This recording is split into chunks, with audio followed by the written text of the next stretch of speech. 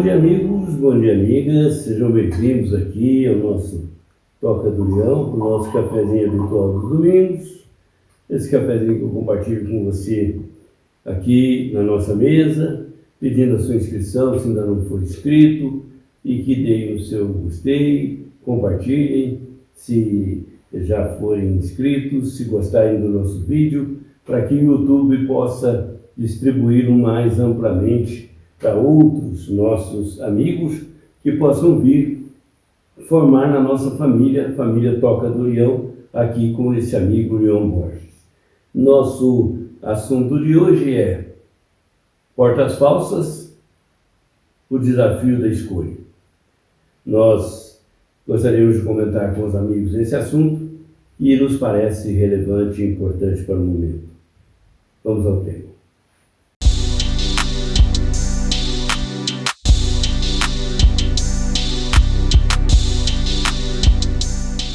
Vi por vários momentos, muitas pessoas se queixarem das soluções que tentaram para as suas vidas no momento de dificuldade, nos momentos de desafio, nas provações da jornada. Eles buscaram a solução para o problema que viviam. E alguns não era um problema necessariamente de saúde, era um problema financeiro. Outros eram problemas profissionais, e tantos assim, os problemas mais variados. Mas o que me pareceu mais interessante foi a queixa dos que foram ricos, né? Porque os mais pobres, normalmente com as suas dificuldades, eles já estavam mais ou menos habituados. Mas o indivíduo que se acostumou repentinamente ou de alguma maneira com uma fortuna inesperada e depois veio a falir por más escolhas, por excessos ou coisa parecida, eles se queixavam, jogadores de futebol, cantores, né, que teve o auge da carreira num determinado momento, ganhou todo o dinheiro do mundo e alguns não souberam fazer a economia necessária, a poupança necessária. E muitos deles falam nos podcasts, né, sobre a sua experiência, um momento difícil, e uma das queixas deles era o sumiço dos amigos, né? Então, eu me lembrei aqui em Provérbios, né? Provérbios tem duas citações muito interessantes que diz assim, né? O pobre é aborrecido até do companheiro, mas os amigos dos ricos são muitos. Isso é em Provérbios 14, 20, e aqui em Provérbios 19, 4, né? Vamos encontrar: as riquezas granjeiam muitos amigos, mas ao pobre o seu próprio amigo o deixa. E tem uma recomendação em Provérbios 27, 10, né? Não abandones o teu amigo, nem o amigo do teu pai. Então, essas recomendações de Provérbios vêm a propósito nos mostrar que realmente há momentos em que nós somos cercados de muitas pessoas.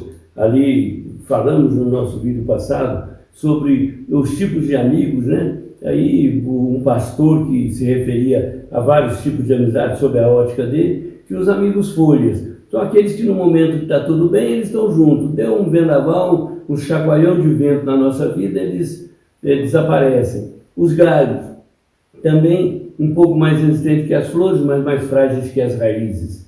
E os amigos raízes, aqueles que permanecem, naturalmente são poucos, são aqueles que não são vistos com muita frequência, eles não badalam tanto no momento da bonança, no momento da coisa fluindo, mas eles estão sempre ali para sustentar nos momentos da dificuldade, nos ajudar a nos mantermos de pé.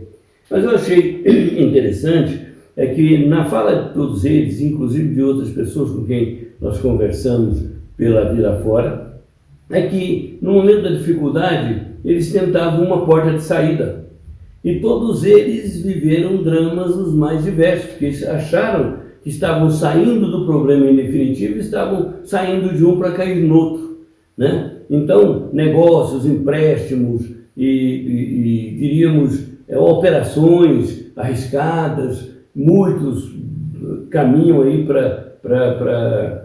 diríamos assim, para a corrupção em muitos âmbitos da vida e as suas mais variadas formas. E a história conta, a história fala deles aí largamente, né? Grandes fortunas comprometidas pela sua má origem. Então me lembrei aqui de várias portas, né? Que nós podemos ter, e portas falsas, né? Nós nos lembramos final da década de 80, início da década de 90, o Faustão, né, no Domingão do Faustão, tinha uma tal de Olimpíada do Faustão, ali por 1989, por aí. E a Olimpíada do Faustão tinha um quadro que chamava A Porta da Sacanagem. A Porta da Sacanagem era tudo aquilo que os indivíduos faziam para sacanear ou para, diríamos assim, zombar do candidato. O candidato tinha que entrar, tinha várias portas, diríamos assim, em sequência, né? Várias portas no primeiro lance, várias portas no segundo lance, ele tinha que vencer uma porta certa para poder continuar a caminhada e ganhar lá no fim um prêmio qualquer. Então ele se arrebentava todo e depois que ele atravessava, se ele desse certo de atravessar a primeira porta, tinha lá um jato d'água, um monstro tentando impedir que ele caminhasse por aí afora. E muitas pessoas se viam nessa situação. Ali era uma alegoria, mas na vida não tem alegoria, a vida é o fato. Às vezes o indivíduo entra por uma porta e ele consegue abrir uma porta que ele julga que é uma porta de solução, mas é uma porta falsa. De repente abre-se outra porta falsa na frente dele. Os obstáculos estão ali e os problemas que ele julgava estar resolvendo só vão aumentando, o grau de dificuldade vai aumentando até que ele chegue à sua solução. Na mesma época, o Sérgio Malandro no SBT fazia um outro programa que chamava A Porta dos Desesperados, né? Que era também uma sátira, que as pessoas tinham um grau de dificuldade enorme para abrir uma porta e ganhar um prêmio, fosse uma viagem, realizar um sonho, e tinha a Porta da Esperança, que era o Silvio Santos que apresentava mais ou menos na mesma época, em 1984, aí pelos anos 96, ele apresentou esse programa, A Porta da Esperança. Ele dava realmente, tinha uma realização de um sonho, uma esperança, mas tinha também lá suas traquinagens, suas dificuldades e tudo mais. De maneira que tanto a porta do embuste, né, da falsidade, que era a porta da tal sacanagem, que é o sentido literal da palavra, era expor o indivíduo a uma situação cada vez mais difícil, arriscada. A segunda, a porta do desesperado. O indivíduo no desespero, ele aceita às vezes trabalhar com certas hipóteses que, a rigor, no bom senso e na condição normal de vida, ele não aceitaria. E aquele da porta da esperança vai com a esperança de que seu sonho vai ser satisfeito. Muitas vezes era, outras vezes não. Mas nós aprendemos que se há muitas portas na vida, muitas delas, e hoje mais ainda, portas falsas, nós vemos aí pessoas tentando resolver problemas financeiros, jogando esses jogos de bet, tem o tal do tigrinho, sei lá como é que chama, e coisas desse gênero, que eu não conheço e naturalmente tenho lido, tenho ouvido falar, que tem arrasado a vida de muita gente, pessoas de bem, aposentados perdendo fortunas, gente com problemas psicológicos graves, indo às vezes a depressões profundas porque perderam somas muito altas. Há uma propaganda que leva o indivíduo a acreditar que ele vai se dar bem, isso em todo jogo de azar, e naturalmente ele não tem essa tal possibilidade de se dar bem em tudo, nem todos se darão bem, na verdade, poucos, se houverem, se darão bem. Então, as portas são muitas para a saída dos problemas, mas portas verdadeiras são poucas, muito, mas bem poucas mesmo. Então, eu estava me lembrando aqui, né, quando Jesus fala em Mateus, né, no capítulo 7, versículos 13 e 14, né, entrai pela porta estreita, larga é a porta e espaçoso é o caminho que conduz para a perdição, e são muitos os que entram por ela. Olha, Jesus falando isso há 2000 anos, não existia nada do que existe hoje, do que nós acabamos de citar, e no entanto ele está lembrando aqui que é preciso entrar pela porta estreita, que o caminho é apertado, mas que ele conduz à vida, né? Mas são poucos os que entram por ela. Muitos tentam essa alternativa outra, né? Na verdade, nós verificamos que Jesus continua nos alertando, né? Tem uma passagem de Atos dos Apóstolos que nos parece muito interessante. Há uma porta que vai se abrir e essa porta é a verdadeira. Para cada um é uma porta específica, né? Então, no Atos dos Apóstolos 5, capítulo 5, versículos 17 e 18, nós vemos lá: levantando-se, porém, o sumo sacerdote e todos os que estavam com ele, isto é, a seita dos saduceus, tomaram-se de inveja, prenderam os apóstolos e os recolheram à prisão pública. No capítulo 5 e no item 19, que é o item seguinte: mas de noite, um anjo do Senhor abriu as portas do cárcere e, conduzindo-os para fora, lhes disse: ide. Então há uma porta que vai libertar-nos desses tantos problemas que às vezes nós enfrentamos. Mas tem em Apocalipse uma recomendação, né? Eis que estou à porta e bato. Se alguém ouvir a minha voz e abrir a porta, entrarei em sua casa e cearei com ele e ele comigo. Está em Apocalipse 3, 20. Em Apocalipse ainda há uma outra recomendação, né?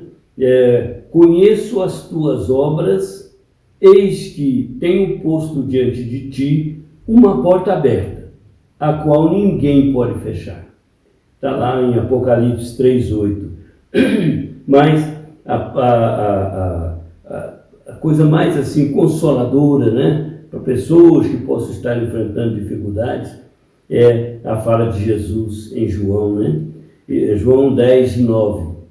Eu sou a porta, se alguém entrar por mim será salvo, entrará e sairá. Se nós entramos numa porta errada, precisamos de Jesus, que é a porta verdadeira, para sair dessa enrascada, seja ela qual for. Aqui não estamos examinando caso a caso, estamos falando assim de uma maneira mais genérica. Portas falsas, desafios de escolha, nós temos que aprender a escolher.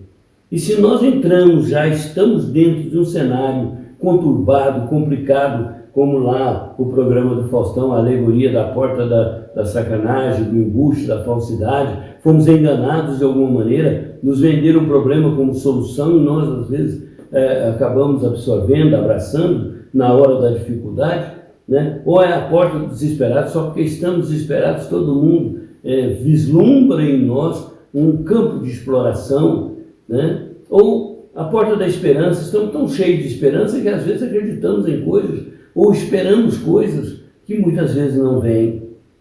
Mas nós temos uma porta aberta, disse Jesus, disse o Apocalipse, que está aberta diante de nós. É uma porta verdadeira, ela nunca vai se fechar para nós, né?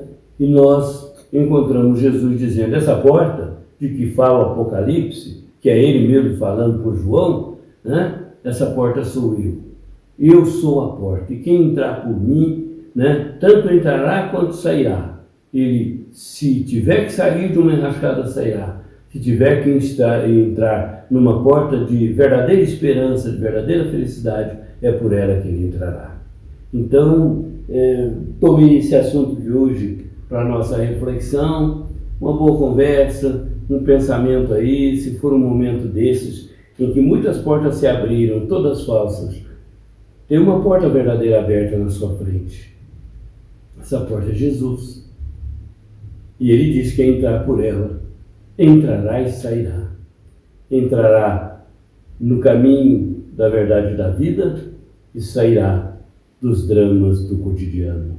Porque ele mesmo disse: vinde a mim, vós que estáis aflitos e sobrecarregados, fatigados, cansados, que eu os aliviarei. Jesus é a porta. Nós somos os candidatos a entrar nessa porta de libertação. Paz para todos, um bom domingo, que Deus continue nos iluminando, nossas coisinhas aqui.